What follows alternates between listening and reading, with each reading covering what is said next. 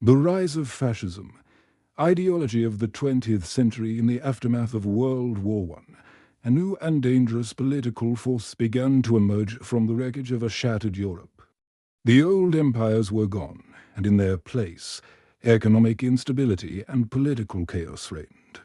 This tumultuous period provided the perfect ground for a radical new ideology to take root, fascism.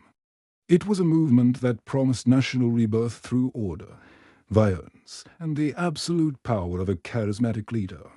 Fascism rejected everything from liberal democracy and parliamentary government to socialism and communism. It was an ideology of ultranationalism, militarism, and totalitarian control, which weaponized national pride and fear to consolidate power. Its rise in Italy and Germany in the 1920s and 1930s would not only reshape the political map of Europe, but would also culminate in a global conflict of unprecedented scale and horror. But what specific conditions allowed this destructive ideology to flourish? How did figures like Benito Mussolini and Adolf Hitler rise from political obscurity to become absolute rulers? And what are the defining principles of fascism that still serve as a powerful warning for us today? The perfect storm. Conditions for fascism's rise. The rise of fascism was not an accident. It was a direct consequence of a specific set of historical circumstances that converged in the early 20th century. The first was the profound trauma of World War I. The war shattered the old European order, leaving nations economically and psychologically devastated. Millions of soldiers, who had been promised a better world, returned home to unemployment, poverty, and a deep sense of disillusionment. This environment of national grief and economic turmoil created a widespread yearning for strong leadership and a return to national greatness, which democratic governments, often seen as weak and indecisive, struggled to provide. Simultaneously, a powerful fear of communism swept across the continent. The successful Bolshevik Revolution in Russia in 1917 had demonstrated that a communist overthrow of the state was a real possibility. For the middle and upper classes, as well as many religious institutions, this was an existential threat to their property, social status, and way of life. Fascism, with its hardline anti-communist stance, was seen as a necessary and powerful bulwark against the spread of class revolution. Finally, the devastating economic impact of the Great Depression and the perceived humiliation of the Treaty of Versailles provided the final push. The Great Depression caused mass unemployment and economic despair, destroying public faith in liberal capitalism.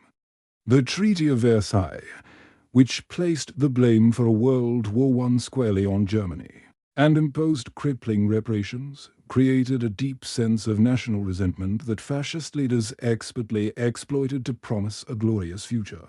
The fall of fascism. Mussolini's Italy. Fascism's birthplace was Italy, a nation that felt betrayed by the Allied powers despite being a victor in World War I.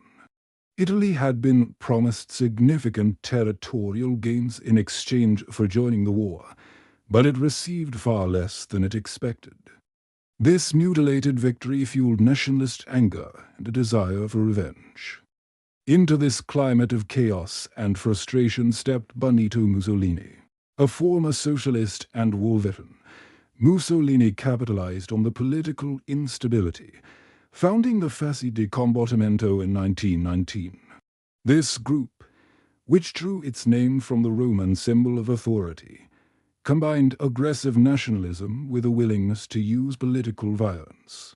Its members, known as the Black Shirts, used brute force to attack and intimidate socialist and communist groups, often with the tacit approval of a weak and indecisive government. In October 1922, Mussolini orchestrated his most decisive political maneuver, the March on Rome. Thousands of armed black shirts marched on the capital, threatening to seize control. The Italian government's response was a decisive failure. Fearing a civil war, King Victor Emmanuel III refused to authorize a crackdown and instead appointed Mussolini as prime minister. This single act handed Mussolini power without a single shot being fired. Once in power, Mussolini systematically dismantled Italy's democratic institutions. He eliminated all political opposition, controlled the media and education system, and established a one-party state. He adopted the title of Il Duce the Leader, and began building a totalitarian state that sought to control every aspect of national life.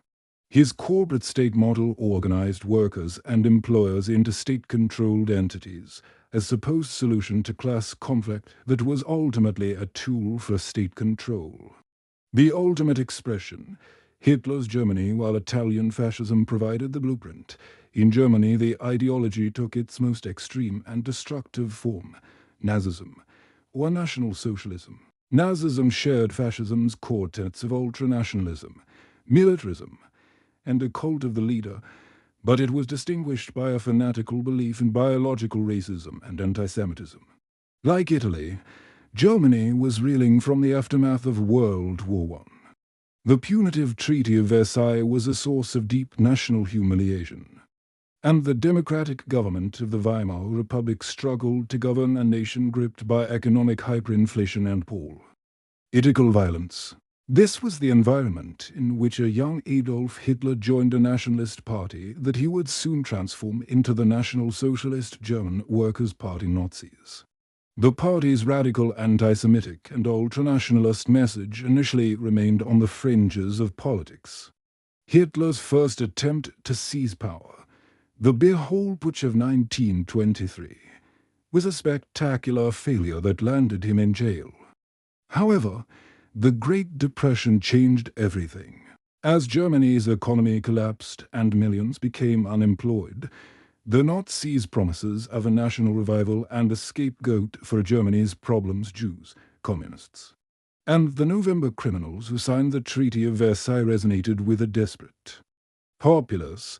The Nazi Party gained massive electoral support, and its paramilitary wing, the Stormtroopers, used street violence to intimidate political opponents and create an atmosphere of fear. In January 1933, with the Nazi Party holding a plurality of seats in the Reichstag parliament, German President Paul von Hindenburg appointed Hitler as Chancellor. Believing Hitler could be controlled, Hindenburg and his conservative allies fatally underestimated his ambition. Hitler quickly moved to consolidate power. Using the Reichstag fire as a pretext to suspend civil liberties, he passed the Enabling Act of 1933, which gave him dictatorial authority to pass laws without parliamentary approval.